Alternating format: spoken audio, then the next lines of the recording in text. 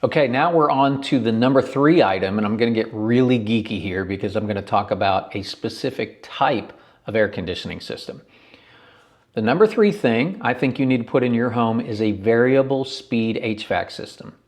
What is this? Well, all it means is that instead of the air conditioning, when it kicks on running at one speed, full speed, 100%, which is how most of the units we're used to operate, over the years, they've developed the variable speed motors.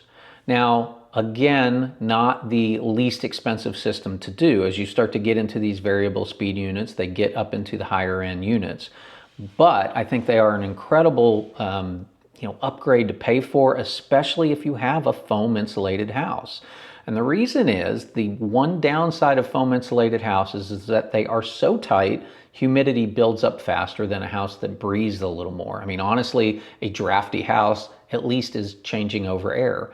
But because foam insulated homes are so tight, they can build up humidity quicker.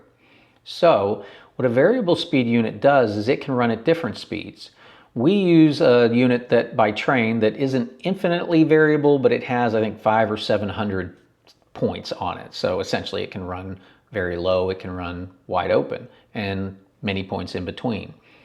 What this means is, let's say it's a moderate day. It's 75 degrees outside.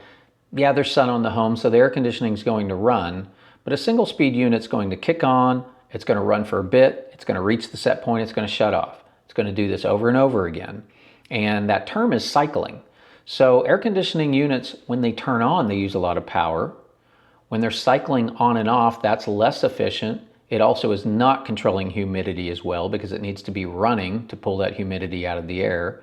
And thirdly, it's just not as comfortable for you, the homeowner. It's kicking on, it's kicking off. So what a variable speed unit does is it can run at lower speeds when it needs to. Again, that 75-degree day, we don't need full blast air conditioning running. What we need in our spray foam encapsulated house is for the unit to run longer. That is actually more efficient. It is pulling more humidity out of the air, and it is a more comfortable environment. So in that 75-degree situation, maybe it's turning on and it's running at 30 or 40%.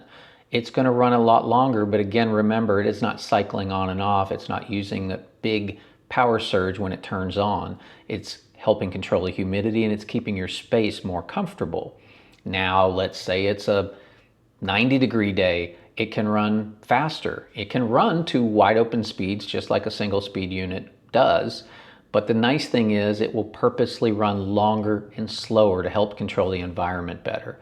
So number 3, I know it's geeky, but a variable speed HVAC system. Talk to your builder about that.